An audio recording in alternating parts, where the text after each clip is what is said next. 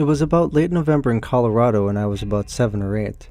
My father got the idea of taking us all for a weekend to a cabin he was going to rent.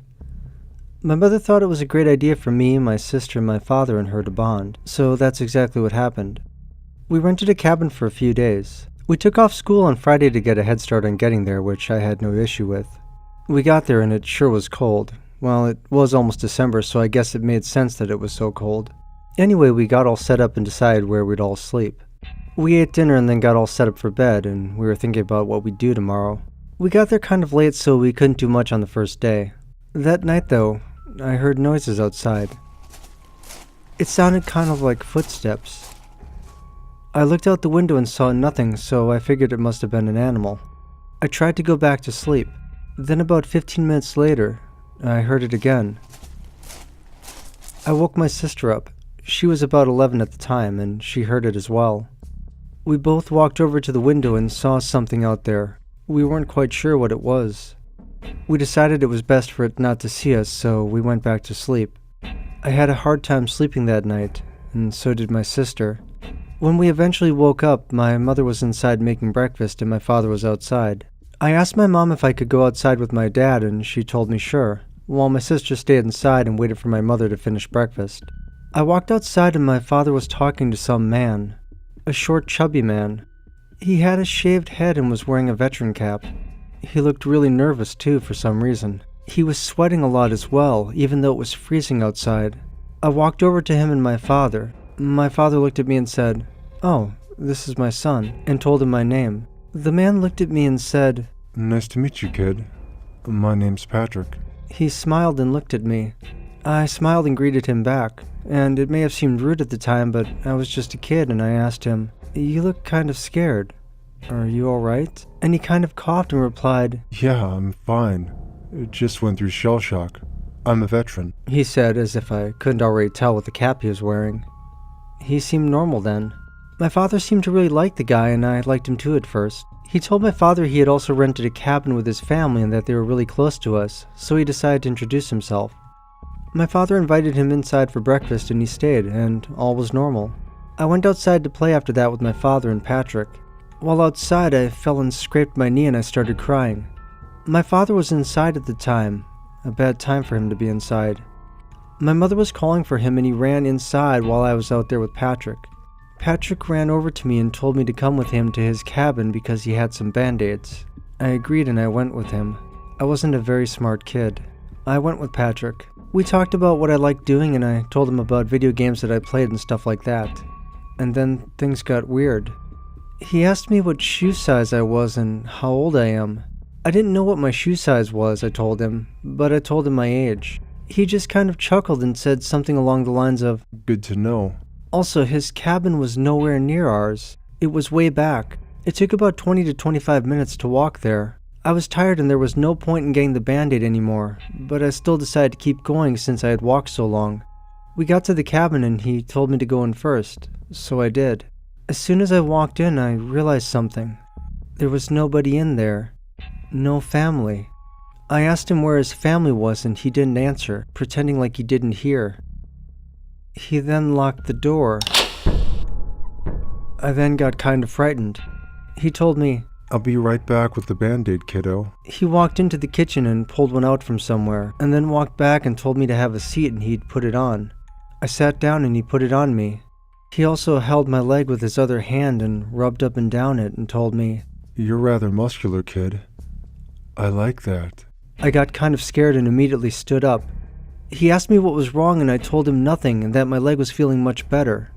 I then thought my parents must be worried sick about me and that I should hurry back.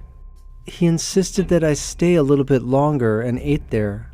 I didn't want to, but I was alone, and if I ran, I don't think I could find my way back to the cabin. The door was locked too, so I just agreed and decided to eat with him and get it over with fast. He asked me how much I weighed, and I guessed around 73 pounds. He then had a smile go across his face. He nodded and said, "Perfect weight." I asked him perfect weight for what, and he just kept smiling. I was really weirded out and asked him if I could go. He told me no, and that things were just getting started, and I shouldn't miss out on the fun. He had a weird tone when he said that too. I then heard a big bang come from the bedroom. It was a closed door. Patrick stood up and looked kind of angry. He walked into the room and shut the door behind him. I then heard him yelling, "Did I tell you could move? No. Stay where you are. I have company," or something like that. He then walked out with a smile on his face and shut the door slowly. "Sorry about that. It was just my wife. She's really sick and not allowed to be near visitors today." He was smiling while saying that. I wanted to go. I then looked around the room and noticed there were clothes everywhere and it was really messy. He must have been living out of here. At that moment, his wife walked out of the room. "I'm hungry," she said. He looked pissed. "Get back in there," he said. His wife was extremely pale and looked like she had been crying a lot. She was sniffling and had red circles around her eyes. She looked at me and then walked back in the room. I asked him where his kids were. He didn't answer. He told me he had kids' clothes that he wanted me to try on. This was the last straw. I had to get out of that situation and I didn't know how. I started crying and then he hugged me. He told me, "It'll be okay, little one. Nothing's gonna happen. Just try on these clothes." He walked back in the room. I thought this was the perfect time for me to leave. I unlocked his door and tried to leave as quietly as I could. I didn't care if I got lost anymore. I didn't want to take any more chances with Patrick, if that even was his name. I had a feeling he had been lying. He lied about having kids, so who knows what else. I was in the woods trying to find my way back. I was still close to his house, close enough to hear shouting. I heard him yelling stuff to his wife, things along the lines of, "Where did he go?" and, "I knew I shouldn't have left him alone. You probably let him leave." Then it happened. I stopped in my tracks. I heard footsteps. I went and hid behind a tree and looked in his direction. He was outside and seemed to be looking for me. I was far enough away to where I could barely see him, but I could tell he was looking for something. He then stepped out in the forest and I heard him shouting, "Hey kid, it's okay. You can come back now. You don't have to try on the clothes. and I have toys back in my cabin. All you have to do is come back." I then ran. I ran as fast as I could in a straight line in hopes to find somebody in my family. I was running away and I thought I had heard shouting, but I didn't stop to hear it. Then after about an hour of running, I saw a cabin. My cabin. I ran to it. My father was outside looking around, looking for me.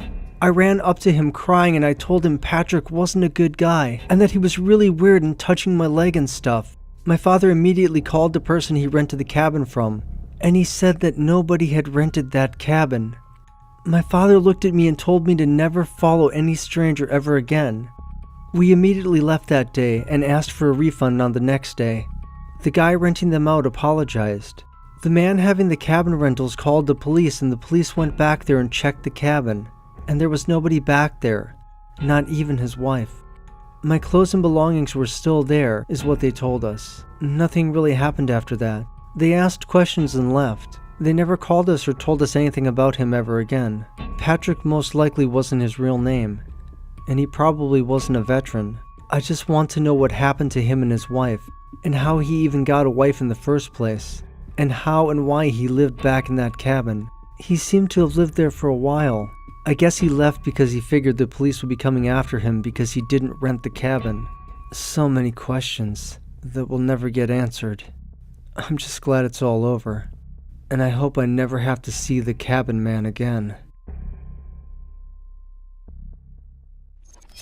When I was about 16, my family had a holiday in California to visit relatives. I got kind of friendly with one of the neighborhood kids. His name was Brett and he was a couple years older than me. On this particular day, Brett had decided that we should hike through the countryside. My parents had no objections, having been assured that Brett knew the area like the back of his hand. We had our sleeping bags and a tent with us. Our plan was to find somewhere in the woods to set up camp for the night. Or at least I thought it was. But looking back, I think Brett had other plans all along. As it got towards evening, we ended up at this place. I don't know how to describe it. It looked kind of like a holiday place and had all these wooden cabins, except they were all a bit shabby. Not somewhere you'd really want to go on a holiday, if you know what I mean. Some of them looked empty, and some were boarded up, but there was what sounded like a party going on in one of them. Anyway, it had started to rain, and Brett suggested we find an empty one and sneak in for the night rather than putting up the tent. I should have realized right there that something was off, because we walked past at least 2 cabins that would have done just fine before he finally settled on one. I could tell he was excited about it. If anything, it looked more dilapidated than the rest. Its yellow and white paint was peeling off, and there was a number 28 next to the front door. Brett yanked on it as hard as he could, but he couldn't get it to move. The windows were all boarded up, so we made our way around to the back. The ground dropped away at the back of the cabin, and there were a couple of what looked like basement rooms that seemed completely separate from the rest of the house. In front of them, leading up to the back door, there were rickety wooden stairs. Brett tried this door, and surprisingly it swung open without effort. There was a small porch that led into what was clearly a kitchen. "Let's just dump our stuff in here," and he dropped his backpack onto the kitchen floor. I followed suit and piled my backpack and our tiny tent into the heap with his, and followed him further into the cabin. The kitchen led to a living room on the right and a tiny passageway on the left with a door in it to the bathroom. At either end of the passageway were 2 more doors. The living room was decorated with an off-white paper covered in tiny flowers with green stems and blue flowers. There were curtains still hanging in the windows in a very 70s style orange, and against one of the walls was a sofa. There was an odd smell in the room, and the walls seemed to have sprouted black mold all over them. I shuddered involuntarily. "This is going to be great for my asthma," I muttered, but Brett had already headed into the bedroom on the left. It was completely empty and he seemed disappointed. We made our way to the room on the right. Again, it was empty. "I think we should sleep in the living room," he said. "Yeah, if I want to spend the night having asthma attacks," I said sarcastically. "Let's sleep in here. It feels warmer than the rest of the place and there's no mold." He looked disappointed, but he could obviously tell my mind was made up. He shrugged and went and grabbed his sleeping bag. I grabbed mine and we set up camp in the bedroom. There was a large closet in the room which I briefly explored, but there was nothing in it but a couple of empty beer cans. Apparently we weren't the first to have this idea. We chatted for a while and had something to eat and drink. Before I knew it, my eyelids were heavy. Brett's father had dropped us off somewhere called Feather Falls early in the morning, and we'd walked all day. By 10 o'clock I was dead to the world. I awoke to the sound of a muffled scream coming from the living room. My eyes shot open, but before I could move, I felt a small, cold hand clamp itself over my mouth. That touch froze me to my very core, and my limbs suddenly felt like lead. "Shh. Pretend you're asleep. If they know you're awake, they'll kill you." A voice whispered next to me. As my wide eyes adjusted to the dark, I could see a small girl kneeling next to me. She looked around 10 years old and very slight, but her pale eyes looked older. I nodded my understanding to her and slowly she moved her hand away. I glanced at Brett, but he was still sleeping soundly. There was another muffled scream from the living room and a woman's voice. Then the sound of crying. Then suddenly, I heard voices. It sounded like teenage boys arguing. There were odd pauses in the yelling, as though I was only hearing half the conversation. The girl put her finger to her lips as if to remind me to be quiet. It sounded like all hell was breaking loose in the living room. There were sickening noises, like the sound of someone bashing steak with a meat hammer. I don't know how long it went on for, but it felt like forever. It was at this point I realized I was holding her small, cold hand. I was grabbing onto this tiny girl as though my life depended on it. Tears slid down her face as she whispered, "It's almost over now. I have to go. But you can stay here."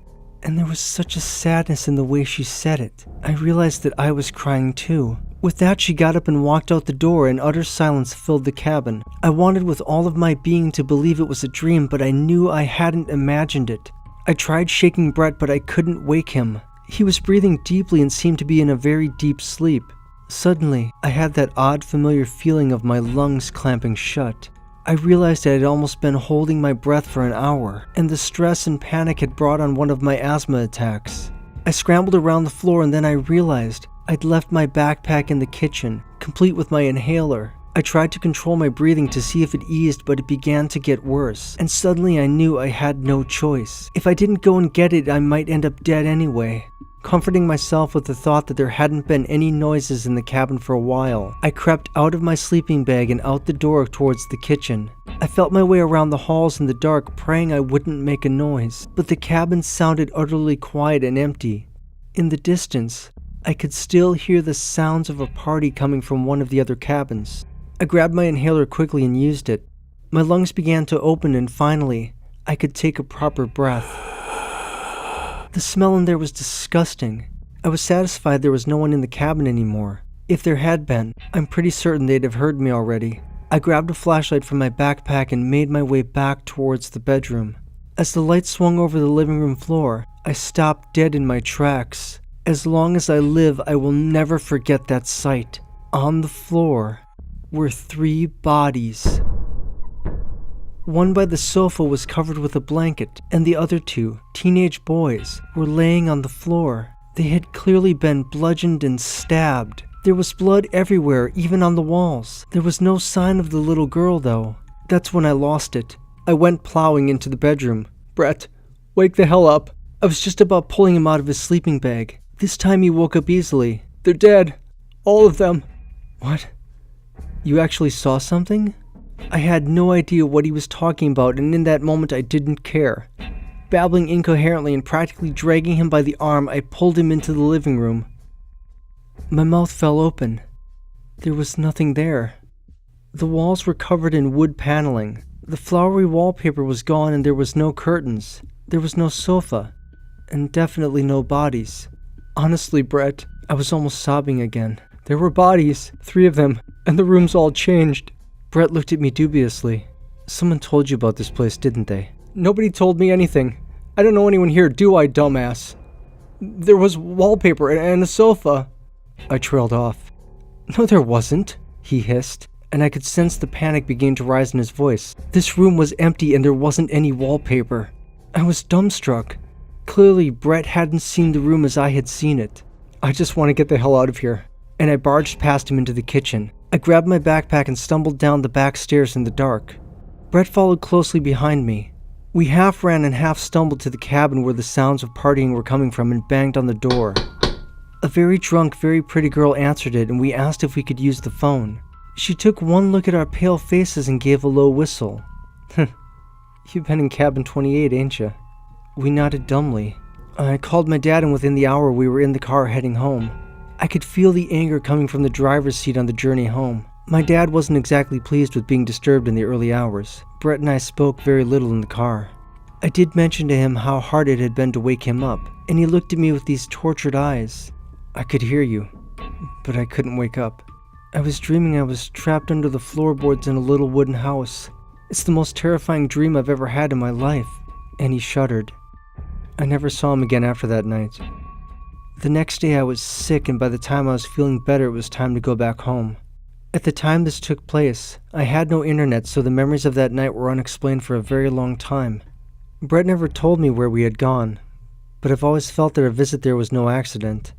I think he wanted to check it out, and, in me, he found someone completely ignorant of the history of the place.